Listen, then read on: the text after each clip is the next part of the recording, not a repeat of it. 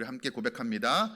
우리는 예수 그리스도를 구세주와 주인으로 삼고 하나님의 통치 안에 거함으로 우리 삶에 임한 하나님 나라를 경험하고 장차 완성될 하나님 나라를 소망하면서 일상 속에서 하나님 나라를 증거하는 하나님 나라 백성 공동체입니다. 아멘. 이 시간 함께 은혜 받으신 하나님 말씀 미가서 6장 말씀입니다. 미가서 6장 6절에서 8절까지 말씀입니다. 구약성경 1295면 전후에 기록되어 있습니다. 우리 다 찾으신 줄 알고 6절부터 8절까지 우리 한 목소리로 함께 봉독하겠습니다. 내가 무엇을 가지고 여호와 앞에 나아가며 높으신 하나님께 경배할까? 내가 번제물로 1년 된 송아지를 가지고 그 앞에 나아갈까? 여호와께서 천천의 순양이나 만만의 강물 같은 기름을 기뻐하실까? 내 허물을 위하여 내 맏아들을 내 영혼의 죄로 말미암아 내 몸에 열매를 드릴까?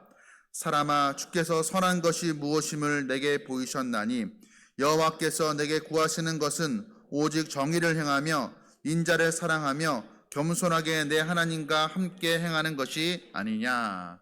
아멘. 오늘 그 본 말씀 가지고 여호와께서 우리에게 구하시는 것이라는 제목으로 은혜의 말씀 함께 나누고자 합니다. 오늘 주일을 맞이해서 우리가 다 하나님 앞에 이렇게 예배하기 위해서 나왔습니다. 근데 우리가 예배 드리는 이유가 무엇인가요? 예배 드리고 있는데 예배하는 이유가 무엇인가요? 우리 다른 사람들보다 우리가 종교심이 투철해서 믿지 않는 다른 사람들보다 조금 더 고상한 취미를 가졌기 때문에 오늘 주일 이 자리에 있는 것이 아니죠. 또 우리가 예배드리는 이유는 우리가 구원받기 위해서도 아닌 것입니다. 물론 이 자리에 구원의 길을 찾고 있는 구도자들이 있을 수도 있습니다. 그렇지만 예배는 구원받기 위해서 쌓는 어떤 공덕과도 같은 것이 아닙니다. 그러니까 우리가 정성을 다하고 반복해서 예배를 드리면 그것이 어느 정도 쌓이면 하나님께서 그런 우리의 노력을 보시고 가상히 여겨서 우리에게 베풀어 주시는, 구원을 베풀어 주시는 것도 아닙니다. 그러니까 예배는 구원받기 위해 드리는 것이 아니라 예배는 그럼 왜 드리는가? 예배는 우리가 구원받았기 때문에 드리는 것입니다. 구원받은 사람들이 드리는 것이 예배인 것입니다. 구원해 주신 은혜에 감사하여서 드리는 것이 바로 예배인 것입니다. 우리 하나님께서는 구원받은 하나님의 백성들이, 하나님의 자녀들이 기쁨으로 예배하는 것을 기뻐하십니다. 오늘 본문의 말씀은 하나님께서 그렇게 예배하는 자들이 어떻게 예배해야 하나님께서 기뻐 받으시는지에 대한 말씀이 기록되어 있습니다. 하나님께서 예배자들에게 무엇을 요구하시는지에 대한 말씀이 오늘 우리가 읽은 본문의 말씀입니다. 먼저 하나님께서는 하나님께 예배하는 자들이라면 잊지 말고 꼭 기억해야 될 것이 있다라고 미가 선지자를 통하여서 이스라엘 백성들에게 또 오늘날 우리에게 말씀을 하십니다. 꼭 기억하라는 것이 있습니다. 무엇이냐면 4절 말씀입니다. 4절 말씀. 내가 너를 애굽 땅에서 인도하여 내어 종노릇하는 집에서 속량하였고. 지금 이스라엘 백성들 하나님께 예배하는 자들인데 예배할 때 너희가 기억하라는 것 무엇이냐면 내가 너희를 애굽 땅에서 구원해 낸 것을 꼭 잊지 말고 기억하여라 라고 말씀하고 있는 것입니다. 또 이어서 5절 말씀 보니까 모압의 발락이 꾀한 것과 부올의 아들 발람이 그에게 대답한 것을 기억하며, 또 기억하라는 것이 무엇을 기억하라 하는 거냐면 과거의 어떤 한 사건을 이야기하는 것이에요. 모압의 왕 발락이 이스라엘 백성들을 두려워하여서 그들을 저주하기 위해서 거짓 선지자 부올의 아들 발람이라는 거짓 선지자를 불러들입니다. 그리고 이스라엘 백성들을 저주하게 되는데 하나님께서는 그 저주를 오히려 이스라엘 백성을 향한 축복으로 바꾸어 주셨습니다. 그러니까 지금 무엇을 기억하라는 것입니까? 과거에 너희 조상들의 대적들, 적들이 너희를 해코지하려고, 너희 조상들을 해코지하려고 저주했던 일 있잖아. 그런데 그 저주마저도 너희 하나님, 나는 축복으로 바꾸신 그 하나님임을 너희가 꼭 기억하여라. 이렇게 말씀하고 있는 것입니다. 또 하나 기억하라는 것이 있죠. 무엇을 기억하라고 하고 있습니까? 5절에 중반절의 말씀 보니까 시딤에서부터 길갈까지의 일을 기억하라. 시딤이 어떤 곳이고 길갈이 어떤 곳이길래 거기에서 있었던 일을 기억하라고 하는 것일까? 시딤은 요단강 동편에 위치한 곳입니다. 그러니까 가나안 땅에 들어가기 전에 바로 그 요단강 그 강 건너에 있는, 그러니까 광야 생활의 마지막 종착점이 바로 이 시딤입니다. 그럼 길갈은 어떤 곳인가? 요단강을 건너서 가나안 땅에 제일 첫 발을 디딘 곳이 바로 이 길갈입니다. 그러니까 시딤에서 길갈까지의 일을 기억하라는 것은 무엇이냐면, 어떻게 요단강을 건너서 너희가 가나안 땅에 들어가게 되었는지를 기억하라는 것입니다. 어떻게 광야 생활을 마치고 어떻게 하나님께서 너희에게 주신 그 약속의 땅 가나안 땅을 너희가 얻게 되었는지를 잊지 말고 기억하라는 것입니다. 지금 하나님께서 왜 이런 말씀을 하고 계시는 것입니까? 예배 드리긴 드리는데, 이스라엘 백성들이 제사를 드리긴 드리는데 예배하는 이유와 그 목적을 그들이 잃어버린 것이었어요. 왜 예배해야 되는지에 대한 이유를 잊어버리고 그래서 형식적으로 습관적으로 예배 드린 것이에요. 우리가 붕어빵 전도를 시작을 했는데 붕어빵을 딱 반을 쪼갰는데 앙꼬가 들어있지 않아요. 어떤 기분일까요? 이거 잘못됐네. 앙꼬 없는 찐빵, 앙꼬 없는 붕어빵. 형식은 있는데 내용이 없는 거예요. 예배 드리는 형식은, 제사 드리는 형식은 있는데 갖췄는데 거기에 어떤 마음이 빠져 있는 것이었습니다. 중요한 것이 빠져 있는 것이에요. 그래서 하나님께서 말씀하고 계시는 것입니다. 야, 너희가 예배 드리고는 있는데 뭔가 형식은 갖추고 있는데 정말 중요한 게 빠졌어. 너희가 꼭 잊지 말고 기억해야 되는 게 있단다라고 말씀하시는 것이에요. 그것이 무엇입니까? 내가 너희를 애굽 땅에 노예로 있을 때 너희를 속량해 낸 것, 구원해 낸 것, 그것 기억하여라. 너희가 광야길 걸어갈 때 너희들의 대적들이 너희를 저주했지만 그 저주를 축복으로 바꾸었던 것도 너희가 기억하여라. 그리고 너희가 마침내 요단강을 건너서 하나님께서 약속하신 가나안 땅에 들어가게 된 것이 누구 때문인지 꼭 기억하여라 말씀하고 계시는 것입니다. 하나님께서 너희를 구원하셨고 여기까지, 지금까지 인도하신 사실을 기억하라고 말씀하고 있는 것입니다. 여러분, 왜 이거 기억하라고 말씀하시는 것일까요? 이것을 기억해야 이스라엘 백성들이 구원받기 이전에 애굽 땅에서 얼마나 비참하게 살아갔던지 그것을 기억해야, 또 하나님께서 그들을 구원하신 은혜가 얼마나 큰지, 가나안 땅에 드린 그 하나님의 인도하심이 얼마나 큰지를 그걸 잊지 말고 꼭 기억해야, 그 모든 것들이 하나님의 전적인 은혜였음을 기억해야 바로 하나님이 받으실 만한 예배를 드릴 수 있기 때문인 것입니다. 모든 것이 하나님의 은혜임을 기억하지 않고서 은혜를 잊어버리고 예배 자리에 앉아 있는들, 그것이 하나님 받으실 만한 예배가 되지 못한다라는 것입니다. 어떤 사람이 진정으로 예배 드릴 수 있는가? 자격 없는 자에게 베푸신 하나님의 은혜가 크다는 것을 잊지 않고 기억하는 사람이 바로 하나님이 받으실 만한 예배를 드릴 수 있는 것입니다.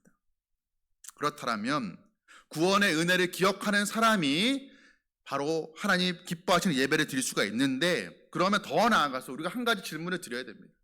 그러면 우리가 어떻게 예배하는 것을 하나님께서 기뻐하실까? 어떤 모양으로 우리가 예배 드려야 되는가? 오늘 본문에서 미가 선지자가 이스라엘 백성을 대표해서 하나님께 묻습니다. 6절과 7절 말씀이 하나님께 질문하는 거예요. 6절과 7절 상반절까지 말씀입니다. 내가 무엇을 가지고 여호와 앞에 나아가며 높으신 하나님께 경배할까? 내가 번제물로 1년 된 송아지를 가지고 그 앞에 나아갈까? 여호와께서 천천의 순양이나 만만의 강물 같은 기름을 기뻐하실까? 여러분, 1년 된 송아지면 아주 귀한 제물입니다. 아주 귀한 번제물이에요.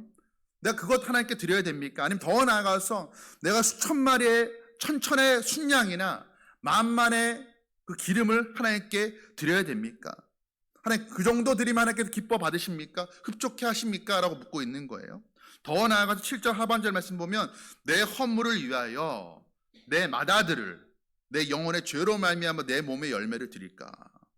이제는 하나님, 내가 천천의 순양이나 만만의 강물 같은 기름도 하나님께서 그것도 부족하다 하시면, 물질로도 부족하다 하시면 내가 내 죄 사함을 위하여서, 내 허물의 사함을 위하여서 내 하나밖에 없는 맏아들, 내게 가장 귀한, 내 생명보다 귀한 내 아들이라도 바쳐야 됩니까? 그렇게 지금 질문하고 있는 것입니다. 하나님, 무엇까지, 어느 정도까지 드려야 하나님께서 기뻐 받으신단 말입니까? 라고 지금 묻고 있는 거예요. 그런데 하나님께서는 그렇게 한다 할지라도, 내게 있는 가장 귀한 물질을 하나님께 드린다 할지라도, 심지어 내 생명을 드린다 할지라도, 그런데 그게 다가 아니라고 말씀하시는 거예요. 그걸로는 충분치 않다라고 말씀하시는 거예요. 우리가 예배하면 우리가 머릿속에 떠올리는 예배는 오늘 이 주일 예배 같은 예배당에 나와서 찬양으로 시작하고 대표 기도가 있고 설교가 있고 축도로 마치는 어떤 예배 의식, 예배 순서를 가지고 있는 어떤 의식적인 예배만을 우리가 머릿속에 떠올립니다. 그런데 이 예배도 중요합니다. 그런데 하나님 말씀하시는 것은 이게 전부가 아니라는 거예요. 어떤 의식적인 제의적인 형식을 가진 이 예배만이 전부가 아니라는 거예요. 그거 다 열심히 드려도 그걸로 충분하지 않다라고 말씀하시는 거예요. 그럼 어디까지 하는 예배 드려야 됩니까? 어떤 예배를 드려야 하나님께서 기뻐 받으십니까? 삶으로 드리는 예배가 있다는 것입니다. 오늘 예배를 마치고 예배당을 문을 나가는 그 순간부터 이제 예배 끝, 다음 주일까지 예배는 없어가 아니라 예배를 마치고 예배당 문을 나가서는 순간부터 또 다른 예배가 시작된다는 거예요. 어떤 예배입니까? 삶의 현장에서 하나님의 백성다운 삶으로 드리는 그 삶의 예배가 시작이 된다는 것입니다. 여러분, 주일 예배 오늘 중요하죠. 이런 공적 예배가 참 중요합니다. 오늘날에 참 이 공예배들이 많이 무너져 있습니다. 이 공예배, 주일 예배 참 중요합니다. 한국 교회는 그 주일 성수의 전통에 세워졌다고 해도 과언이 아닙니다. 이거 잘 드려야 돼요. 그런데 이게 다가 아니라는 것입니다. 주일 예배 끝나고 나서부터 시작되는 개인의 삶 속에서 드리는 그 예배도 중요하다라고 말씀을 하고 계시는 것입니다. 우리는 예배당 안에서 이 예배 순서에 맞춰서 예배 모범을 따라서 드리는 이 예배만 잘 드리면 된다라고, 그것으로 충분하다라고 생각을 하는데 하나님은 그게 전부가 아니라고 지금 말씀하고 계시는 거예요. 그러면 하나님께서 우리에게 요구하시는, 예배자들에게 요구하시는 예배는 어떤 예배인가? 이런 주일 예배 잘 드리고 공적 예배 잘 드리고, 그런데 거기에 덧붙여서 우리가 삶으로 드리는 삶의 예배가 중요하다라는 것입니다. 그러면 하나님께서 우리에게 정말 요구하시는 그 예배자로서의 삶이 무엇인가? 삶의 예배가 어떤 것인가? 오늘 보면 8절에서 세 가지로 우리에게 가르쳐주고 있습니다. 8절 말씀에 이렇게 기록하고 있습니다. 사람아, 주께서 선한 것이 무엇임을 내게 보이셨나니 여호와께서 내게 구하시는 것을, 하나님께서 오늘 예배하는 우리에게 요구하시는 것은 이런 뜻이죠.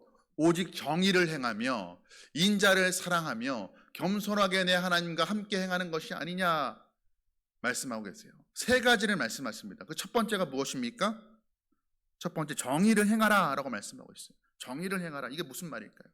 이 정의란 단어는 원어로 미슈파트입니다. 근데 정의란 단어만 가질 뿐만이 아니라 재판이라는 뜻도 가지고 있어요. 공정하고 차별 없는 재판, 이런 의미도 가지고 있습니다. 지금 미가 선지자가 활동하던 그 시기에 이스라엘의 재판장들은요, 정의롭지 못했어요. 무슨 말이냐? 차별했다는 거예요. 미가서 3장 11절의 말씀 보면 그 당시의 재판장들은 돈을 받고 뇌물을 받고 재판을 했다는 거예요. 공정하게 재판하지 못하고 돈 준 사람 더 대우하고 돈 없는 사람 차별했다는 거예요.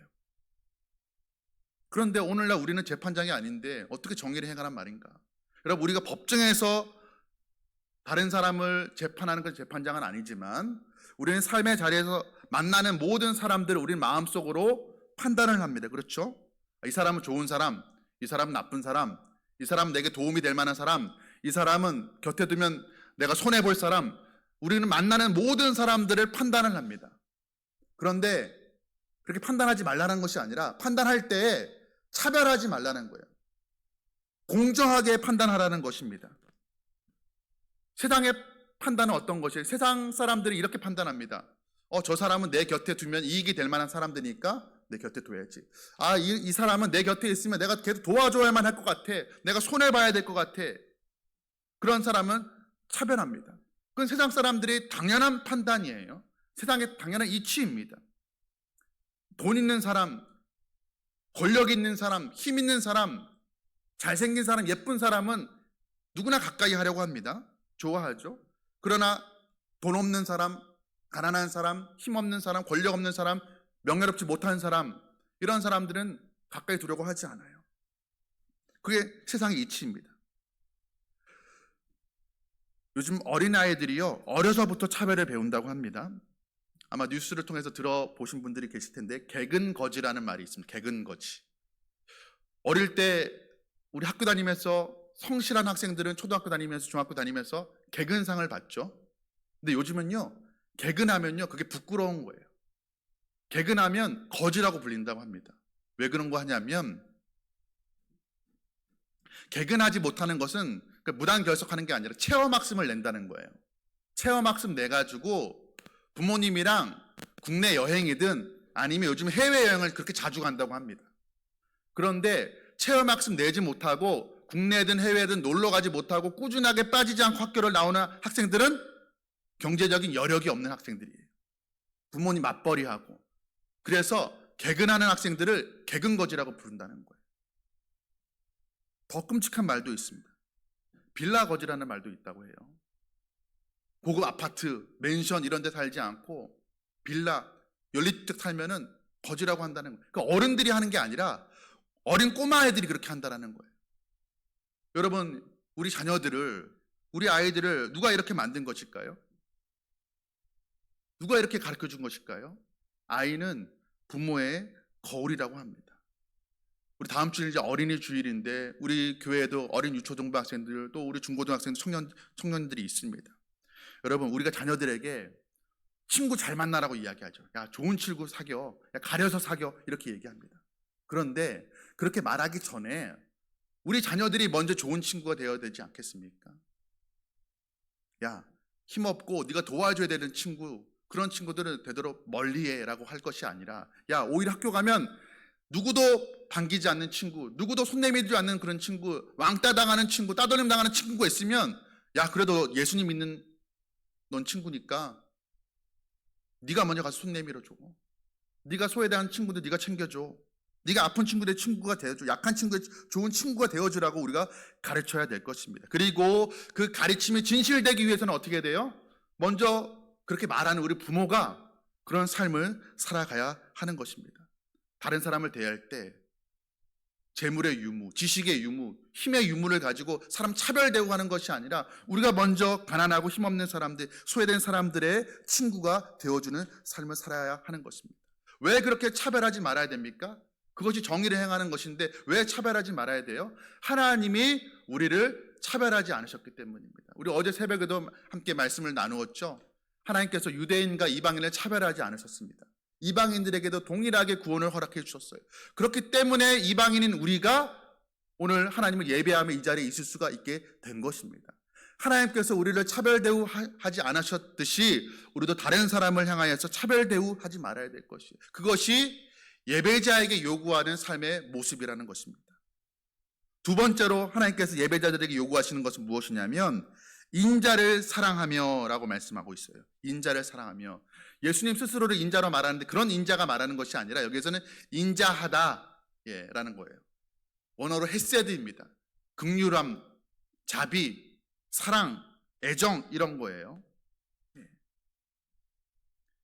호세아 6장 6절에 이런 말씀이 있습니다. 나는 인애를 원하고 제사를 원하지 아니하고. 나는 헤세드, 인자를 원하지 제사를 원하지 않는다. 나는 너희가 긍휼을 베풀며 헤세드를 베풀며 살기를 원하는 것이지 많은 이 재물, 예배 횟수 이런 건 내가 기대하는 게 아니야 라고 하나님께서 말씀하시는 거예요. 예배 드리지 말라는 얘기가 아니라 이 공예배가 중요하지 않다라는 것이 아니라 그것만으로는 부족하다는 거예요. 그럼 무엇이 덧붙여야 되는가? 인자를 사랑하며 긍휼을 베풀라는 것입니다. 사랑을 베풀라는 것이에요. 여러분, 헤세드라는 말, 사랑, 인자, 인애, 긍휼이라는 말인데 이 단어 안에, 헤세드라는 단어 안에 우리를 향한 하나님의 그 마음이 다 담겨져 있습니다. 여러분, 하나님께서 우리에게 이 헤세드를 베풀어 주셨기 때문에 오늘 우리가 하나님께 예배할 수가 있는 거예요. 이 헤세드가 없었다라면 우리는 하나님 앞에 예배할 수 없는 자들인 것입니다. 여러분, 하나님께서 우리에게 베풀어 주신 헤세드로 말미암아 우리가 오늘 이 자리에서 하나님을 아버지라 부르면서 예배할 수 있게 된 것입니다. 그렇다면 그것을 우리가 아멘으로 우리가 화답한다라면, 믿는다라면, 그러면 하나님께서 우리에게 부탁하시는 게 있어요. 요구하는 게 있어요. 너희도 받은 헤세드를, 내게 받은 그 헤세드, 그 인애로움과 인자함과 긍휼과 자비를 너희도 다른 사람에게 베풀어라. 하나님께서 말씀하시는 것이에요. 하나님께서 헤세드를 경험해 보지 않은 사람에게 인애롭게 살고 사랑을 베풀고 긍휼을 베풀라고 말씀하고 있는 게 아닙니다. 어떤 자들에게? 이미 그 헤세드를 경험한 사람들에게, 하나님의 인자하심과 그 자비로움과 긍휼하심을 경험한 자들에게 요구하시는 거예요. 여러분, 바꿔 말하면 무엇입니까? 우리가 하나님의 그 헤세드를 경험하지 않으면, 하나님의 인자와 자비와 사랑을 경험하지 않으면 우리는 우리의 힘으로 다른 사람을 사랑할 수 없는 사람이라는 것입니다. 내가 받지 않은 것, 내 안에 있지 않은 것을 다른 사람에게 줄 수가 없어요. 그렇죠? 내가 하나님께 받은 사랑이 없는데, 내 안에 사랑이 메말랐는데 내가 다른 사람을 어떻게 사랑할 수 있습니까? 내가 왜 사랑하지 못할까? 그건요, 내가 특별히 나빠서가 아니에요. 내가 누군가에게 사랑받지 못했기 때문입니다. 내 안에 하나님으로부터 받은 그 사랑 헤세드가 가득 차면 그 사랑 가지고 다른 사람을 사랑할 수 있게 되는 것입니다. 여러분, 그러므로 우리가 다른 사람에게 이 헤세드를, 자비를 베푸는 삶을 살아가려면 먼저는 우리가 하나님을 만나야 됩니다. 자비롭고 인애가 풍성하신 이 헤세드가 많으신 그 하나님을 우리가 먼저 만나야 될 것입니다. 그 하나님과의 만남 속에서 충분하게 내가 사랑받고 있는 것을 내가 경험할 때, 그때 다른 사람을 사랑하게 되는 것입니다. 여러분, 우리가 하나님 앞에서 내가 얼마나 사랑받고 있는 존재인지를 깨닫게 되기를 간절히 소원합니다. 그 이후에 다른 사람을 사랑하게 되는 것입니다. 오늘 마지막 세 번째로 하나님께서 예배하는 우리에게 구하시는 것, 요구하시는 삶입니다. 겸손하게 하나님과 함께 행하라 라고 말씀하고 있어요. 여러분, 정의를 행하는 것, 다른 사람 차별하지 않는 것, 그리고 헤세드를 베푸는 것, 사랑을 베풀며 살아가는 것, 다 좋죠. 다 좋습니다. 그런데 누가 할 수 있을까요? 아량이 넓은 사람이, 인격이 좋은 사람이 할 수 있는 것이 아닙니다. 정의를 행하면서 사랑을 베풀며 살아갈 수 있는 사람은 오직 하나님과 동행하는 사람만이 할 수가 있는 것입니다. 겸손하게 하나님과 행하는 것, 그것이 바로 정의를 행하며 사랑을 베푸는 힘이 되는 것입니다. 우리가 하나님께서 우리에게, 예배하는 자들에게 정의를 행하라고 요구하시는구나, 사랑을 베풀며 살라고 말씀하시는구나, 그것을 하나님께서 우리에게 원하시는구나, 그거를 우리가 아는 것에도 그치면 안 됩니다. 무엇을 더 알아야 되는가? 하나님이 늘 우리와 함께 동행하고 있다는 사실을 우리는 잊지 말고 기억해야 될 것입니다. 그리고 삶 속에서 날마다 우리와 동행하시는, 우리와 함께 하시는 그 하나님을 우리가 경험해야 될 것입니다. 그럴 때 정의를 행하며 사랑을 베풀며 살아갈 수 있게 되는 거예요. 그런데 어떤 사람이 하나님과 동행할 수 있는가? 오늘 본문은 겸손하게 라고 말하고 있어요. 겸손한 사람이 하나님과 동행할 수 있습니다. 겸손한 자만이 하나님과 동행할 수가 있어요. 누군가를 따라가는 것, 동행한다라는 것은 하나님이, 주님이 나보다 한 발 앞장서 가시고 내가 그 뒤를 따라가는 거예요. 그런데 나를 인도하는 주님을, 하나님을 내가 따라가는 것은 내 의지가 완고한 사람, 내 고집이 센 사람은 결단코 주님을 따라갈 수가 없는 거예요. 주님과 동행할 수가 없는 것입니다. 주님과 동행하기 위해서는 겸손한 마음으로 주님이 이끄시는 대로, 가자고 하시는 대로 그렇게 걸어가야 하는 것입니다.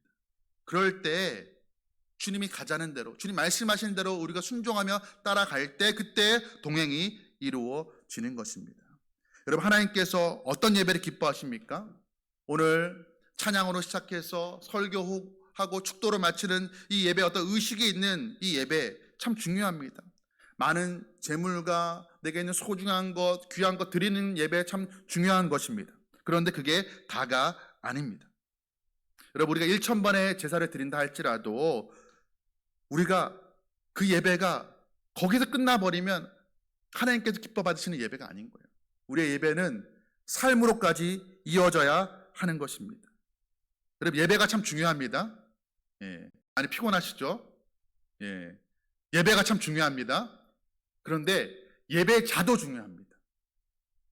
주일날 예배 드리는 이 시간만이 중요한 것이 아니라 일주일 동안 삶의 자리에 살아가는 우리의 예배자의 삶도 중요한 것이에요. 여러분, 하나님께서 오늘 하나님 앞에 예배하는 우리에게 어떤 삶을 요구하고 계십니까? 정의를 행하라, 사랑을 베풀라, 하나님과 동행하라 말씀하십니다. 오늘 주일 예배를 마치고 우리 삶의 자리에 돌아가지만 우리 예배는 끝난 것이 아닙니다. 우리의 예배는 계속 이어지는 거예요. 삶의 자리에서. 여러분, 삶의 자리에서 우리가 만나는 사람들을 우리가 편견 없이 차별 없이 대하고 그들에게 사랑과 긍휼과 자비를 베풀고 또한 하나님과 겸손하게 동행함으로 말미암아 하나님께서 인정하시는 그 예배를 올려드리는 하나님이 찾으시는 그 한 예배자 되는 우리 모두 되시기를 주님의 이름으로 축복합니다. 함께 기도하시겠습니다. 사랑과 은혜가 풍성하신 하나님 아버지, 오늘 하나님께서 기뻐하시는 예배, 하나님께서 예배하는 자들에게 요구하시는 것이 무엇인지 함께 우리가 살펴보았습니다. 하나님, 우리가 주일 예배, 공예배 참 중요합니다. 예배 의식에 맞춰서, 형식에 맞춰서 우리가 예배 드리는 것 참 중요하지만 이 예배가 끝난 이후에 우리의 모든 예배가 끝나는 것이 아니라 삶의 자리에 돌아가면 거기에서 드리는 삶의 예배가 다시 시작된다는 것을 우리가 깨닫게 하시니 감사합니다. 하나님, 우리가 한 주 동안 살아갈 때, 월요일부터 토요일까지 살아갈 때 삶의 자리에서도 하나님이 기뻐하시는 예배 올려드리는 우리 되길 원합니다. 하나님, 정의를 행하며 하나님의 인자하심을 베풀며 하나님과 겸손하게 동행함으로 말미암아 삶의 자리에서도 하나님께서 기뻐하시는 예배를 올려드리고 주일날 하나님 앞에 나와 올려드리는 그 예배도 하나님 기뻐 받으실 만한 예배 올려드리는 그런 하나님이 찾으시는 귀한 예배자 될 수 있도록 은혜 허락하여 주시옵소서. 모든 말씀 우리 주 예수 그리스도의 이름으로 간절히 기도드리옵나이다. 아멘. 이 시간에는 우리 광고한 대로 성례식을 행하도록 하겠습니다. 우리 먼저 세례를 베풀도록 하겠습니다. 오늘 우리 세례자 이름을 호명할 때 자리에서 일어나 주시기 바랍니다. 도안 뒤축 자리에서 일어나 주세요. 우리 김효빈